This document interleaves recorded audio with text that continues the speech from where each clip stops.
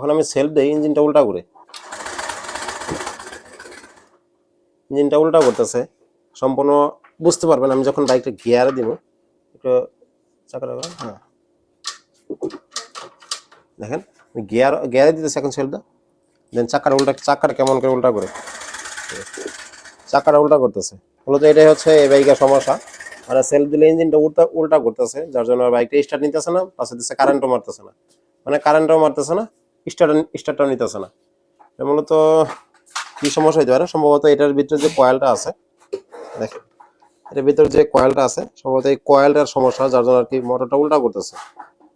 আর এখন এটা আমরা দেখি কতটুকু পারি সমাধান করার চেষ্টা করবো আর কি। এটা হচ্ছে যে টিভিএস রাইডার 125 বাইক। অত উল্টা ঘোরার কারণেই স্টার্ট নিতেছে না, স্টার্ট না নেওয়ার কারণে আসছে আমার কাছে। ইনশাআল্লাহ এটা সঠিক সমাধানটা দেওয়ার চেষ্টা করবো।